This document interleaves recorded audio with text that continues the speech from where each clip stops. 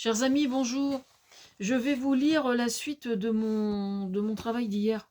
En fait, je fais des vidéos plus courtes parce que les gens, je suis davantage, mes vidéos sont davantage visionnées si les vidéos sont un peu plus courtes. Donc, je préfère fractionner. Voilà. C'est d'autant plus intéressant que la deuxième partie que je vais vous lire ce matin est en relation avec Envoyé spécial d'hier soir. C'est extraordinaire. Si ça, c'est pas de la... hein. Bon, bref. Gagner de l'argent aux USA a toujours été une valeur décomplexée au point que ça serait dans leur ADN autant que le port d'armes. Et ça n'est certes pas les évangélistes, premiers soutiens de Donald Trump, qui prônent l'enrichissement personnel, qui risquent de me contredire. Petite parenthèse. Je me souviens avoir entendu Johnny Hallyday dans une interview qui parlait des États-Unis par rapport à ça, et il disait aux États-Unis, il n'y a aucun problème, tu gagnes plein de pognon, enfin tu gagnes énormément d'argent, on n'a aucun complexe par rapport à ça, alors qu'en France, on trouve à redire. Voilà. Donc je lui recommande, enfin je lui recommande pas parce qu'il est plus ce monde, mais pour les gens qui sont tentés, enfin qui sont tentés par la relation à l'argent qui se pratique aux États-Unis de façon aussi euh, philosophique et malsaine, je dirais, je vous recommande Envoyé spécial d'hier soir, des riches aux États-Unis qui demandent à être taxés davantage. Mais j'y reviendrai très largement parce que c'est vraiment passionnant.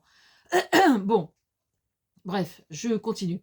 Je vous recommande sur ce sujet Envoyé spécial d'hier soir, qui demande à payer plus d'impôts. Je connaissais ce phénomène pour en avoir entendu parler à l'émission La Terre au carré, mais il y a un an ou deux, peut-être, je ne sais plus exactement, de Mathieu Villard sur France Inter. Mais là, je dois dire que je suis assez stupéfaite. J'ai trouvé ça fort rassurant d'observer que l'on puisse devenir riche dans une telle proportion sans devenir stupide et irresponsable.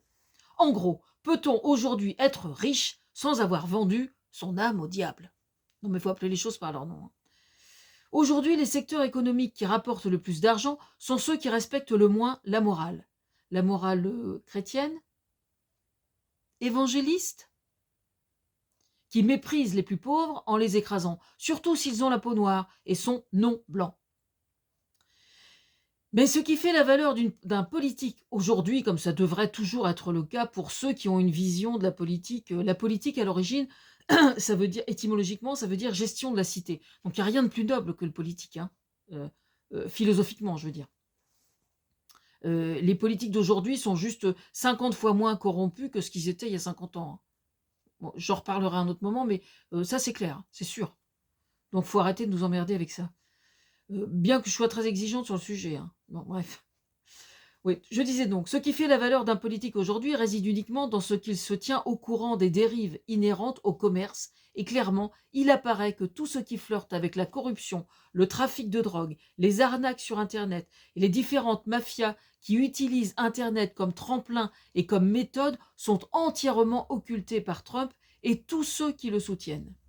Il y a quelques jours, je regardais un reportage sur Haïti. C'était sur Arte. Ce qui s'y passe là-bas est absolument effroyable. Quand je dis effroyable, je mettrai le lien parce qu'il faut vraiment que tout le monde voit ça. Parce que en fait, c'est le problème d'Haïti, c'est que c'est la corruption qui gouverne depuis des temps immémoriaux. Hein. Et plus ça va, pire c'est. Il y a plein de pays comme ça. Madagascar, c'est comme ça aussi. Il y a plein de pays aujourd'hui. Le Liban. Le Liban, c'est de la corruption jusqu'à la peau du cul, jusqu'au trognon, vraiment. Il y a plein de pays qui sont gouvernés par la corruption jusqu'au trognon. Je dis bien jusqu'au trognon. Voilà. Et bon, si c'est ça que vous voulez, c'est un autre problème encore. Hein. Si Trump revient au pouvoir, c'est ce qui attend les USA, mais aussi tous ceux qui remettent en cause le principe même de lutte contre toute forme de corruption. Moi qui suis autant attaché au doute, et Dieu sait que j'aime le doute. Non mais c'est vrai, je suis vraiment consciente de l'importance du doute. Mais là par contre, je suis dans l'absolue certitude. Hein. Il n'y a aucun problème. Hein. Il y a quelques jours, une militante écologiste a tenté d'interpeller Trump dans un meeting. On a vu les images au journal sur France 2. On est en droit de se demander pourquoi la mouvance écologiste n'est pas représentée par un parti tel que les USA. Mais ceci est un autre débat. On ne peut pas changer, on ne peut pas changer une constitution ou un système politique d'un pays en période, quelques mois avant une élection. Nous sommes bien d'accord. Le problème, c'est une fois que les élections sont passées, c'est pas le moment non plus. C'est jamais le moment, quoi. C'est quand même très embêtant. N'empêche qu'aux États-Unis, si le système, il y a plein de trucs qui déconnent vraiment dans leur constitution aux États-Unis, et le fait que Trump soit arrivé au pouvoir, c'en est bien la preuve que c'est pas normal, qu'il y a quelque chose qui cloche, hein, c'est pas normal. Il y a plein de c'est pas normal qu'aujourd'hui, aux États-Unis, quelqu'un qui est attaché à la notion de solidarité, soit aussi marginalisé et aussi et ne trouve pas sa place sur le champ politique. Il y a quelque chose qui est pas clair là, quelque chose qui est vraiment pas clair. Bon bref, mais je continue. Il lui a répondu pour la ridiculiser, je vous jure que c'est vrai, hein, il lui a répondu: «Retourne chez ta mère». Comme ça, puis tout le monde tout le monde a rigolé. C'est que des Trumpistes, ils ont tous rigolé comme des gros cons, quoi. Enfin, c'est vraiment c'était c'était mais comment dire? Pitoyable, vraiment pitoyable. Pourtant, on serait en droit d'attendre d'un politique digne de ce nom qu'il argumente et qu'il entame la discussion pour tenter de la discréditer de façon altruiste, je dirais, qu'il lui affirme que, je sais pas moi, que même si c'était stupide, mais qu'il essaye au moins de lui affirmer que l'écologie n'aurait pas lieu d'être, pourquoi, etc. Mais ceci induirait qu'il soit compétent pour cela. Enfin, dans une vraie démocratie, c'est ainsi que les choses devraient se passer. Or, il ne l'a pas fait. Bah, tout simplement parce qu'il n'est pas à la hauteur. Il est incapable d'avoir un débat politique véritablement qui tienne vraiment la route, comme quelqu'un de responsable. Interpeller quelqu'un sur son âge, c'est pas sérieux. Oui, je sais, Biden, il y a un problème par rapport à ça. Mais enfin, Biden, il est pas sénile, hein. Je suis désolée, hein. Il a peut-être quelques petits problèmes psychomoteurs, d'accord, mais je veux dire, au niveau du cerveau, tout fonctionne normalement, hein. Vous voyez ce que je veux dire? Je veux dire, on peut avoir 30 ans et être un vieux con, hein. C'est pas une question d'âge, ça n'a rien à voir avec l'âge.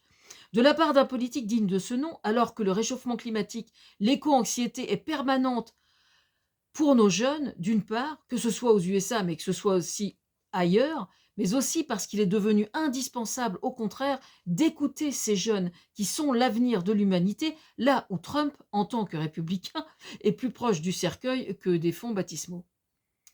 Je veux dire que cette réflexion n'est même pas digne d'un repas de famille un peu trop arrosé, où la vieille garde, qui s'en fout plein les poches, méprise ces jeunes cons, surtout si ce sont de jeunes connes, qui voudraient refaire le monde. Cette réflexion tente à faire croire que les choses seraient en somme assez simples, selon cette position, ce qui semble mais absolument incroyable. Mais on reconnaît bien là la matrice même de toutes les idéologies d'extrême droite, dont la méthodologie ne consiste toujours et encore qu'à tenter de faire croire que les problèmes seraient simples ou binaires, là où elles sont toujours, en politique, complexes et imbriquées les unes dans les autres. Même pour un one-man show, ça n'est même pas à la hauteur. Retourne chez ta mère. Franchement. Eh bien justement, cette jeune femme-là, elle y prête attention à sa mère quand elle se soucie de la planète, aux antipodes de Trump qui méprisent alors la sienne. Comme tous ceux d'ailleurs qui nient le réchauffement climatique et la nécessité absolue de l'écologie pour tenter de sauver l'humanité et la Terre qui nous porte et nous nourrit.